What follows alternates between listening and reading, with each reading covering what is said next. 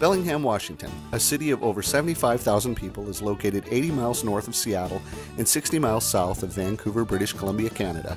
Bellingham is second only to Corvallis, Oregon as a top EPA certified green power community.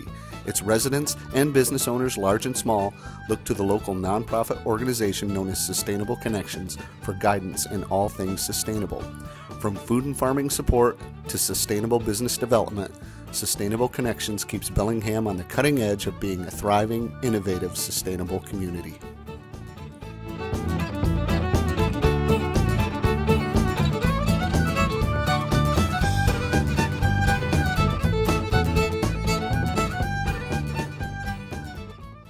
Well, my name is Michelle Grandy, and I am the Communications and Think Local First Program Manager for Sustainable Connections. And Sustainable Connections is an actual nonprofit membership organization made up of local independently owned business owners, community leaders, including government officials and other people in the community that have a stake in sustainability here. We have been around since April of 2002, so we're almost on the cusp of our 8-year anniversary. The way that we do our work is by serving different sectors of our economy, including everybody, actually, every sector of the economy we serve, but we do that primarily through 5 different program areas, including the food and farming program, our green building and smart growth program, our energy efficiency and renewables program, and sustainable business practices, and then also our Think Local First campaign. So what we are trying to accomplish is to help people in those industries that are reflected in those program areas be more sustainable in their daily practices, and with the overall effect, hopefully, of creating a more sustainable community.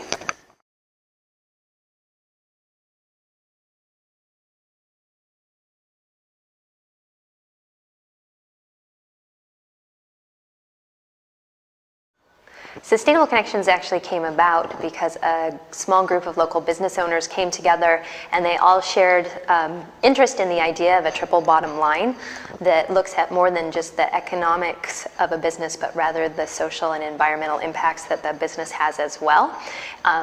Many of us, of course, all of us here at Sustainable Connections think that's a smarter and a better way to do business. And so those pioneers that came together here in Whatcom County that really wanted to figure out how to help others embrace that concept as well were actually the folks that founded Sustainable Connections. And again, based on that triple bottom line and the idea that it's more than just about money, but it's about the environmental and social impacts that local businesses have. And then there was also the belief that if more and more businesses adopted this idea of a triple bottom line in their business, that it could essentially really change the face of how business was done here in Whatcom County and the effects that business would have on the county, and that also business leaders are in a unique position to be great examples for others in the community, whether it's their employees or their customers they serve or their peers in general. And so again, it was just really felt that we had enough of starting with a small critical mass of people that had these values, that we could easily share them with others, and that there was the feeling that these ideas would resonate with others as well. So that's how it all started and why it came about.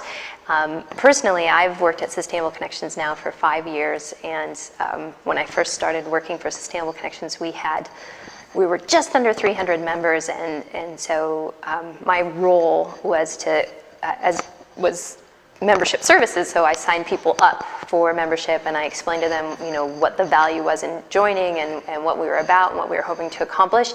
And we were so excited when we hit that 300 mark. We thought, this is awesome, not knowing where the sky, where the limit was, and feeling that the sky was the limit, but realistically, how many people could we get to embrace these ideas and want to participate in the program areas that we hope to develop. And so today, now, 5 years later, we have over 600 members of Sustainable Connections, and now do really feel that more realistically the sky is the limit, and that maybe one day every local business will be a part of this organization and will be working towards making this a more sustainable place.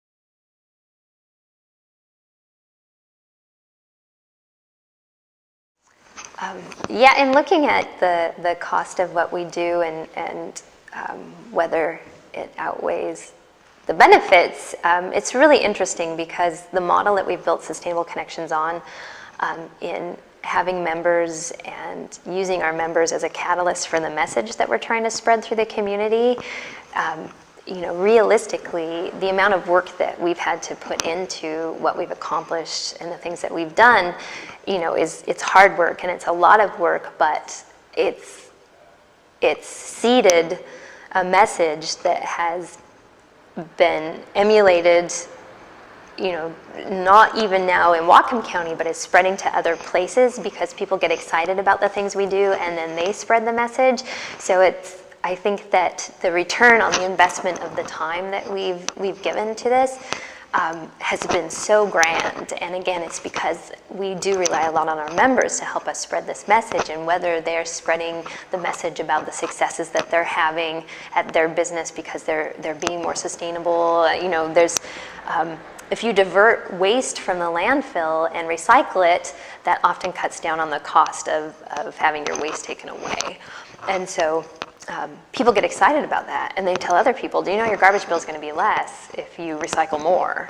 And who doesn't like to hear that, right? Especially business owners, because they're looking, hopefully at the triple bottom line, but the financial part is so important to them. And so just having our members tell others about the successes they've had, and then that causing those people to adopt those practices as well, I think have exceeded anything we could ever imagine. That's what we hoped, that the investment in our time and our work would spread out into the world, because they're smart ideas and they're good ideas, and people want to talk about what they do, and they're proud of the changes they've made in their business. And so it encourages, I think that's encouraging to other people, and they adopt these ideas as well. And I get calls from people all over the country too that want to do Think Local First campaigns, and they want to know how to start, or they want to make their own coupon book for their community. And talking to them for half an hour on the phone, it sets them on their course, and so they in turn are doing this good work in their community. So I'd say that the benefit, the cost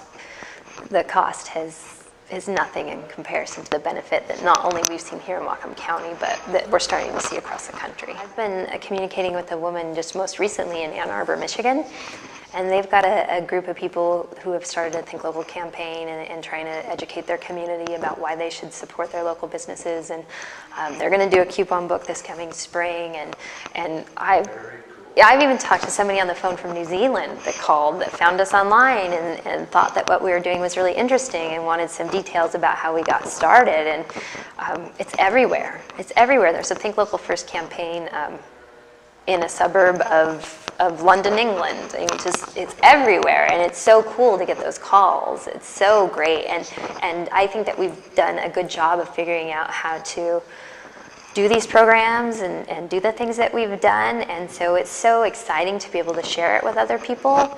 It's the benefit, the cool thing about doing nonprofit work is that we are hoping to reach certain goals to make this place better, and why wouldn't we share that? And we get that opportunity to tell other people how to do it in their place too. And so my dream is that more and more Sustainable Connections type organizations are going to pop up everywhere, and one day we're all going to touch. We're all going to serve areas, and one day there won't be any gaps in between anymore.